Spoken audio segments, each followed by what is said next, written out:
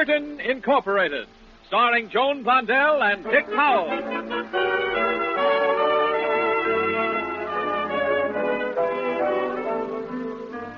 We present the first in a new series of half-hour comedy detective dramas, complete in each episode, yet featuring the same principal characters in situations of adventure, thrills, and romance.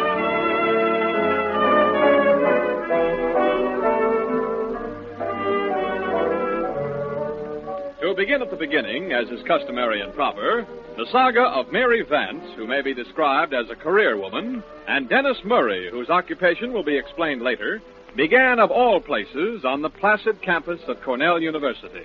The exact place was the reception room of Mary's dormitory. The time, just a little while ago. And so you see, Miss Vance, because of your cousin's untimely death, your late uncle's detective agency now belongs to you. Well, that was awfully sweet of Uncle Mike, but what do I want with a detective agency? After all, I'm a lawyer, or I will be if I can scrape up enough money to finish my course. You will then sell the agency? Certainly. Your Uncle Michael made quite a name for himself as its head, and the business should be worth a considerable sum. Well, the next move is New York, huh? Yes, you'd have to go in any event in order to settle the estate. The sale can be arranged later. How soon must I be there? Right away. Mr. Jones, I'm almost in New York right now.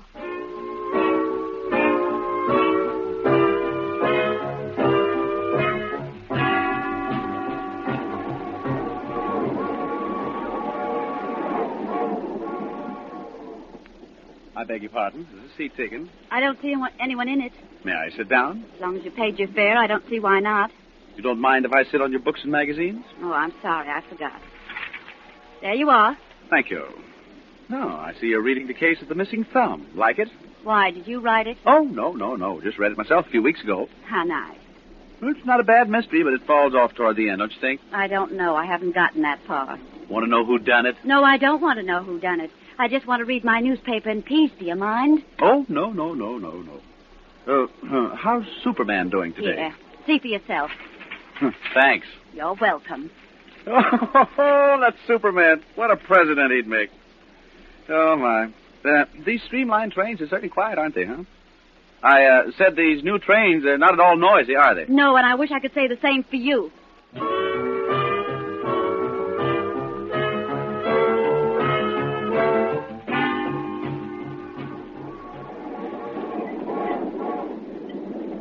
Waiter, is this the only seat left in the diner? Yes, I'm sure the gentleman won't mind you sitting at his table. Oh, what could be more pleasant than gazing at a fair lady over one's mashed potatoes? Of course I don't mind. Thank you. You're very welcome. Have a menu? Thanks again. May I suggest the macaroni au gratin? It'll take the wrinkles out of your tummy and put them under your chin. Waiter, I'll dine when the car is less crowded. But, ma'am... Besides, I'm allergic to drafts, and there's certainly a big one blowing through the car right now.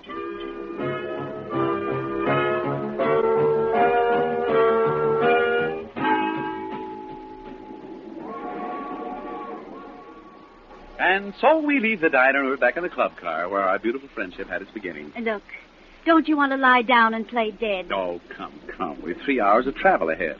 Why not break down and get conversational? I'm not on the make, honest. Said he with a leer. Really, I'm not.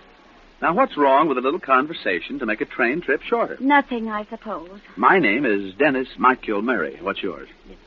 It's Esmeralda. Esmeralda Higgins. Esmeralda Higgins. Well, it's a pretty name. Thank you.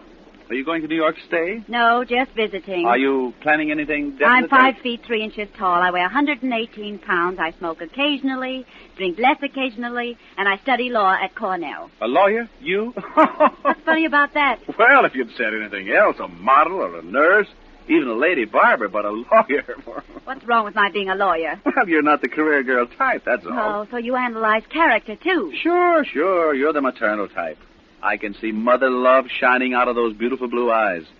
You know, the thing for you to do is to marry some nice fella, settle down in a rose-covered cottage. And raise dozens of children, I suppose. Sure, that's better than raising dozens of affidavits. You know, your kind of thinking went out with the horse and buggy era, and believe me, that's where I wish you were right now. So if you'll pardon my back, I'd like to look at the scenery.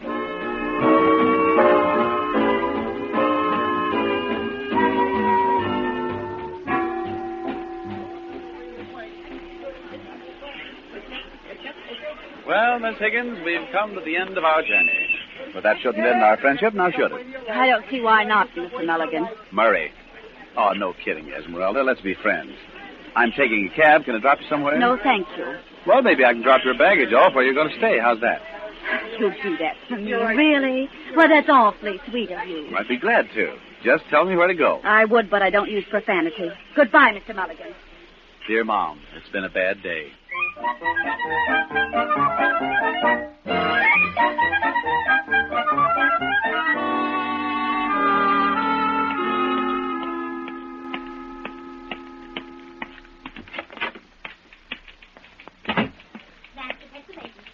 I'm sorry, madam, but if you want us to trace your husband, you'll have to come to our offices and make the usual arrangements.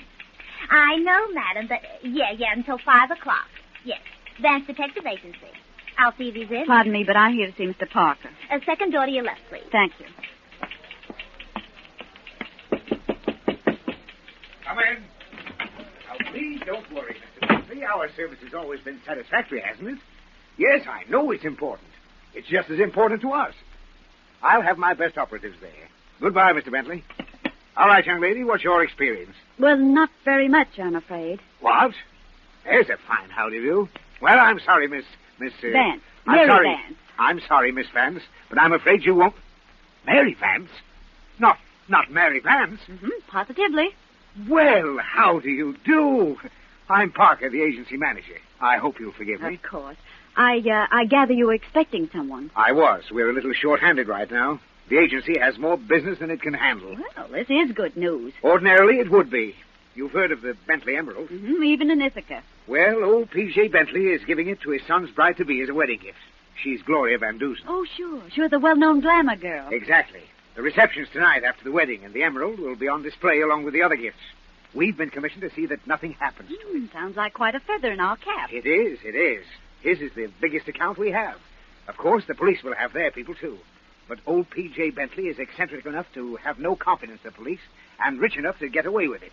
And that's why we're in a jam. A jam? I'm afraid I don't understand. We're in a jam because I haven't a single operative available. At least not for that kind of an assignment. I need a clever woman. I've even had to try the employment agencies. Matter of fact, that's where I thought you were from. Oh, I see. Well, our attorney tells me you're going to sell the agency. Yes. Yes, I am, Mr. Parker. Good. Mr. Parker, you say you're stuck for a woman operative for the Bentley affair tonight? Oh, yes. And it's very important? You shouldn't pass up this job? That's right, but And you need a fairly intelligent young woman who looks well in evening clothes, who can pass for a member of the smart set, who can be trusted to keep her eye on the emerald. Is that correct? You sound as if you were applying for the job. I am. You're what? Applying for the job. Do I get it? Oh, please, Miss Vance, you're joking. I'm not joking. After all, I own this agency. I must have its welfare at heart. But you don't know anything about this kind of work. But this is a crisis, and I think I can help. You're not a detective. Oh, I know that, but I've studied quite a bit of criminal law, and I think I'll do just as well as somebody you'd get from an employment agency if you got someone. Now, Miss Vance, I must insist Now, just that a minute, Mr. Parker. I own this agency, and I'm in a better position to insist than you are, and that's just what I'm doing. Okay, Miss Vance, you're the boss. You'll need a license, and I'll assign one of our men to stand by and keep an eye on you while you're keeping an eye on the emerald tonight. He's not the type for this kind of a job, but he'll have to do it. We'll manage. I hope so. Yes, sir? Send in Bingo Doherty.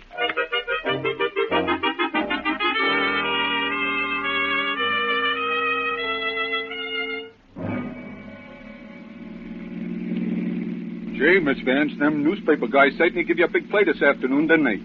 When you got your license, I mean. Yes, Bingo. I never saw so much gallantry in one place before. Murder. They sure went to town. Too bad all that ballyhoo's going to be wasted. Yes.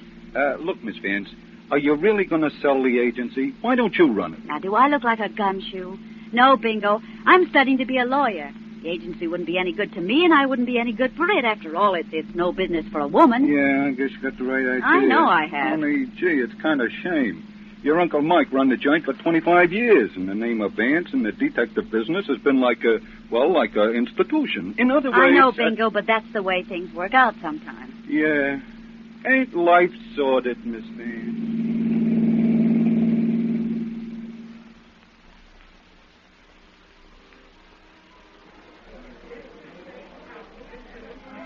Well, Bingo, this is probably the most expensive wedding reception of the decade. Yeah, gee. There's enough champagne here in this joint to float a battleship. To say the least. Hey, Bingo, You know what I think? I think we ought to separate. Mingle with the guests, perhaps. We don't want to look too obvious. Oh, no, wait a minute, Miss Vance. You ain't gonna leave me alone with all these stuffed shirts, are you? Don't forget you're doing a pretty good job of stuffing your own shirt. Yeah, and this starch collar is killing me. Hey, suppose you wait here and keep an eye on the pride's presence while I sort of drift around and mingle with the upper crust. Okay, Miss Vance. Oh, say, look at Murray of the Headquarters Society detail in the soup and fish. Ain't he got the savoir-faire? Who? Over there by the pillar, the good-looking guy. What? I know that man. I met him on the train. Is he a policeman? Detective sergeant and a good one, too. Well. Pardon me, Bingo, and don't forget your own savoir-faire. Huh? Oh, sure. Gee, if the guys at Bonnie's bar could get a gander at me now, they'd swear I was getting, class conscious. Murder.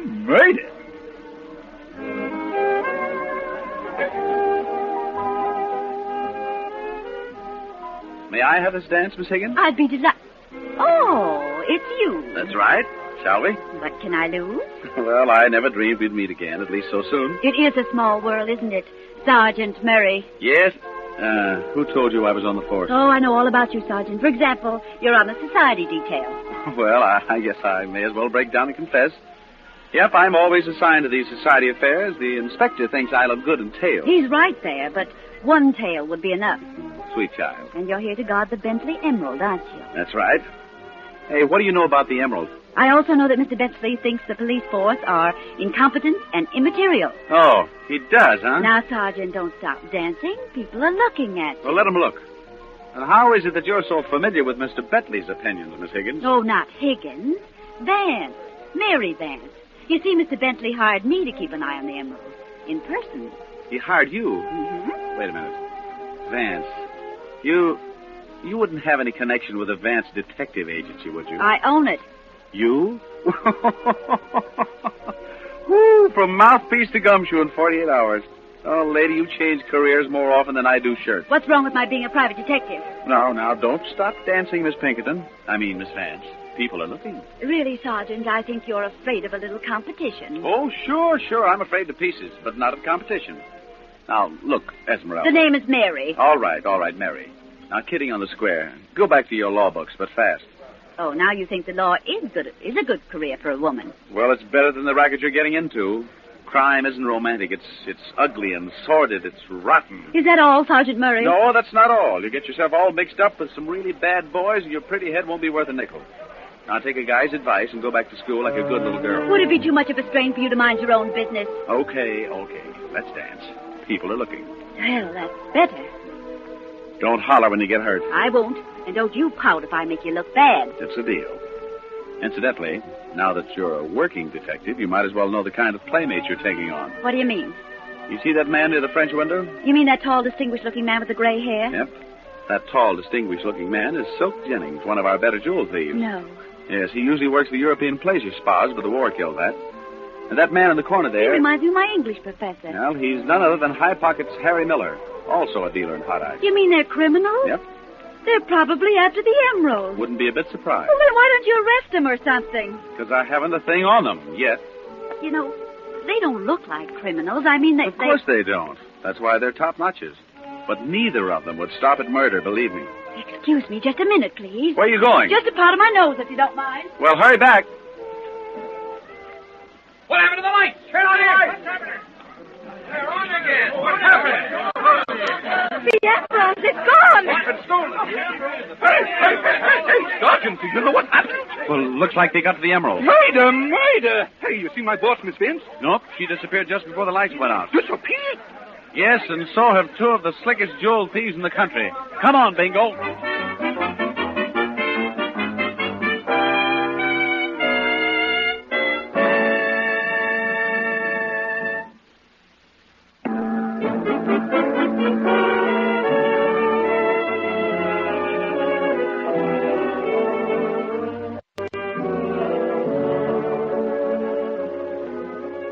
Only a minute has passed since the theft of the famous Bentley Emerald, and the vast ballroom is the scene of excitement and confusion.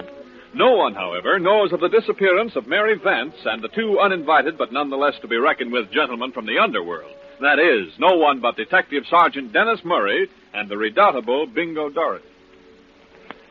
Well, Bingo, did you talk to the gateman? Yeah, I conversed with him. Did he see anything? Plenty.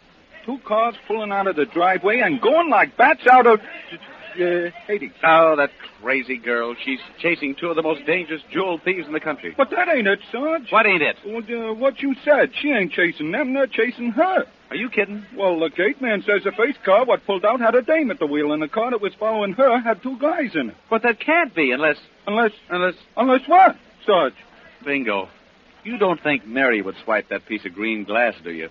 Hey, if I thought you meant that, I'd load a boom on you. Okay, let's go. Where? Well, after that nitwit boss of yours. Get my car, Bingo.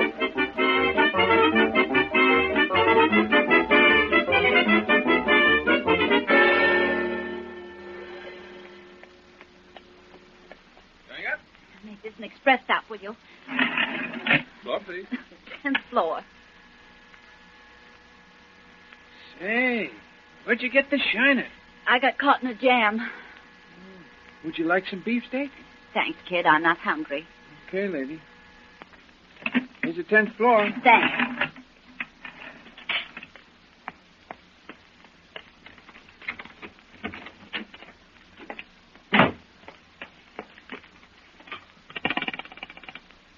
Clerk, this is Miss Vance in 1005. I'm not home to anyone, understand? Anyone at all. Oh. So sorry to intrude. Who are you? How'd you get in? With this pass key, Well, what do you want? the Bentley Emerald, Miss Vance. And don't try to lift that phone. What makes you think I have the emerald? We know you got it. Let's not beat around the bush, Miss Vance. Miller and I were after the stone, had the stage all set. You just worked faster than we I did. don't know what you're talking about. Oh, no? Incidentally, I do want to apologize for the condition of your eye. The darkness, you know. I didn't expect to find someone else reaching for the stone at the same time I did. Gentlemen, I think you're making a mistake. She's too smart, Silk. Let's get tough and If you take another step toward me, I'll scream. Now, just a moment. I'm sure there's no need for violence. Miss Vance, let me explain the situation. Do. To begin with, Miller and I went after the emerald on our own hook. You should know that a stone so large and so famous would be extremely difficult to dispose of. Consequently, we've been operating as what might be termed contractors. Contractors? Yes. We were hired to obtain the emerald, and for a very handsome retainer, too. You stepped in and almost robbed us of our commission. Ah, the world's a cruel place, isn't it? Yeah, for some people. Get to the point, Silk. Miss Vance, we aren't the kind of men to lose a large sum of money with a smile. I suggest that we cut you in and split the proceeds 3 ways. Oh, you cut me in? Exactly.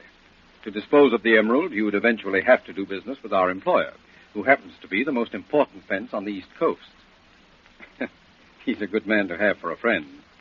A bad one for an enemy. And I'm only to get a third. Is that all? Well, on this deal, yes. But I think you're a clever girl. We ought to be able to work together. And do well, too. And if I refuse? Then Mr. Miller here will be forced to apply his own method of persuasion. Oh. Well, I think you boys have something there. It's a deal.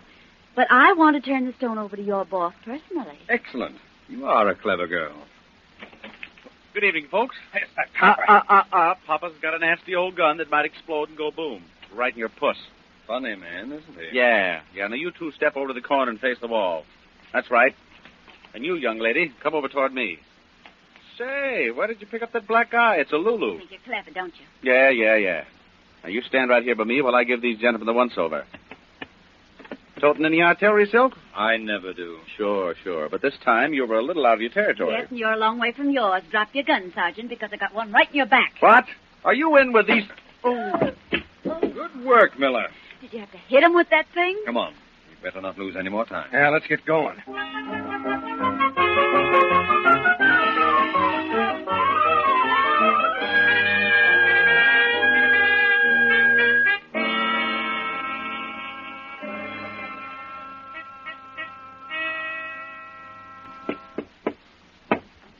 Who is it? Rennie. Just a moment. Ah, gentlemen, come in. Thanks, Mr. Latour. And who is your charming companion? We'll tell you about that in a minute. Tell me first, did you get the stone? In a roundabout way. Yes, you see, Miss Vance here beat us to the emerald, but we were able to persuade her to join forces with us. At no additional expense to you, I might add. Excellent. Oh, she's a very clever girl, Latour. On our way here, she was also instrumental in preventing our arrest. Incredible. Meaning what, Mr. Latour? I mean that you are as clever as you are charming. Where is the emerald? Miss Vance has it. Miss Vance? Of course. There you are. I confess that I'm baffled. What do you mean, baffled? Miss Vance, why you should steal the Bentley emerald, prevent the arrest of my associates, and then so very obligingly bring the stone to me is more than I can understand. Well, I decided after talking to these gentlemen that I'd like to join forces with you. Especially since you are a detective. He's a detective. Why, certainly, you idiots. Don't you read the newspapers? Here's her picture, the story that goes with it. She's taken over the Vance agency. Hey, what a nervy dame. Well, anyway, we've got the emerald. Yes. And we also have a live corpse on our hands.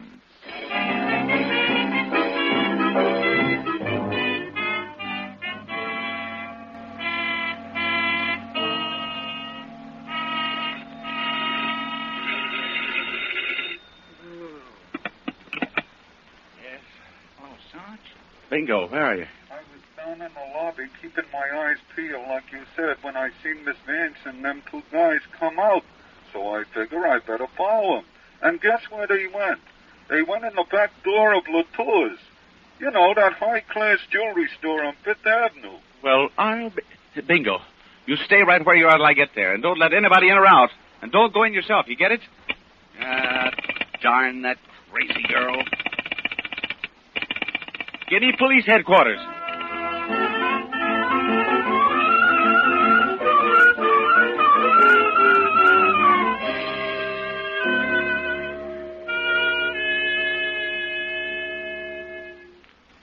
Then I take it we're all agreed? That's right, Mr. All right.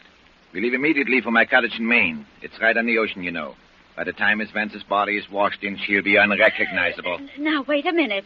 You know, murder's a serious business. But at this stage of the game, so is exposure. I'm sorry we have to do this. Truly, I am. Come on, let's get going. Yes, we can leave by the street door. It's late, and no one will see us. We'd better gag her anyway. Good idea. Take care of it, Miller. Right. Hey, that's the cops. Come on, this way. Not the girl. If we're caught with her, we're dead. I know. Wait. We put her in the vault. She'll suffocate. We can dispose of her body later.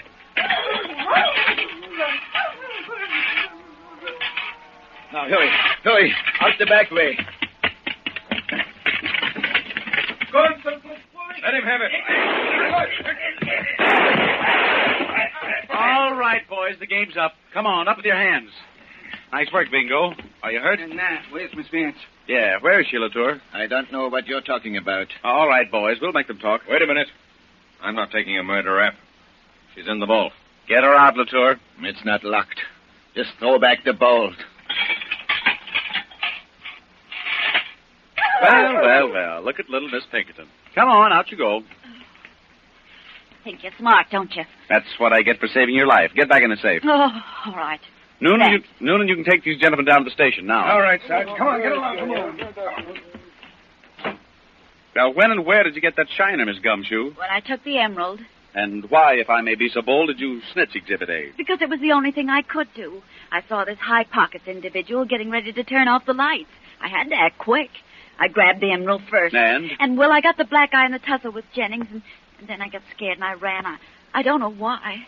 I got into my car and they followed me. Why did you stick a gun in my back and get me knocked out? Oh, that. Yes, that. Well, I found out that they were only part of a ring. The tour was the big shot, the master fence. That was even bigger than the emerald itself. I had to follow through, and then you got in the way. Uh-huh. And you might add, it was a mighty good thing for you that I got back in your way. Well, thank you kindly, Sergeant. No, you're welcome. Now, let me tell you something, little Miss Muffet. All you did tonight was to mess up the sweetest little trap ever set by the police department of this great city. Don't be a poor sport, Sergeant Murray. Believe me, I'm not. We've been trying to find the identity of the man above Jennings and Miller for a long time, so tonight we set a trap. Trap? Yes, but the wrong mouse nibbled the cheese. Why do you think I gave Jennings and Miller so much rope? It's because I wanted them to steal the emerald. You wanted them to steal the emerald? Sure, it was a fake. A fake? You mean I took a chance on my life for an imitation emerald? That's right. You don't think we'd bait a trap of the real article? We arranged the whole thing with Mr. Bentley and the insurance company. Well, of all the things. Here comes the press. Hi, boys. Hi, Sarge. Hey, isn't that Mary Vance? Hiya, Mary. Greetings, gentlemen. Say, by the looks of that shiner, Miss Vance has been a busy little girl. Come on, Mary, spill it. What happened? Now, just a minute, boys. Sabotage, will you, Sarge? Come on over here, Miss Vance, and tell us all about it. Well, how do you like that? It looks like Miss Vance is getting all the play, huh, Sarge? Yeah, so it does. Well, that's life, Sarge. In other words... In other words, a guy named Murray is a first-class... Sarge. Temper.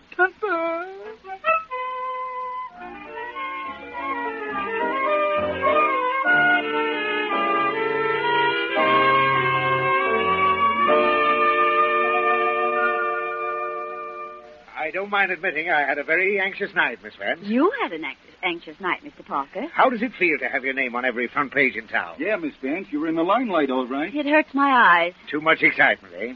Well, you can relax now. After last night's business, you'll have no trouble at all getting some good office for the agency. Mm-hmm. Come in. Huh, am I intruding? Not at all, Sergeant. Good. I'd like to take you to lunch. Really? As a tribute to my ability? Frankly, no. As a tribute to your luck. Stop kidding yourself, Mary. You're not a detective. You never will be. That's not what the newspapers think. Yeah? Well, if I hadn't been around, the only newspaper headline you'd rate today would have been an obituary. Sour grapes. I hear you're going to sell the agency. What? I don't know where you got that impression. But, Miss Vance... Are you kidding? I had intended to sell it, but you men who think all women are helpless nitwits give me 12 kinds of a pain. Not only am I going to keep the agency, but I'm going to show you that I can outflute you in every direction, including spades. Goodbye, gentlemen. I'm going to lunch alone. Ain't she the spit of her Uncle Mike? Yep. So she's going to be Miss Pinkerton Incorporated, huh? Well, one of these days she's going to poke that pretty nose of hers into something and get it caught. And I won't be around to unhook it. Or, will I?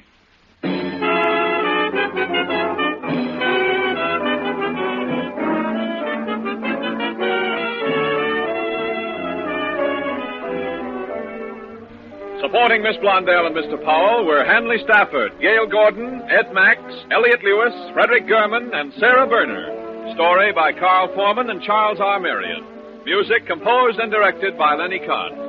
Miss Pinkerton Incorporated was conceived and produced by J. Donald Wilson. This is Art Gilmore speaking. Listen in next week to Miss Pinkerton Incorporated for the story of the man who became obsessed with the urge to kill, starring Joan Blondell and Dick Powell.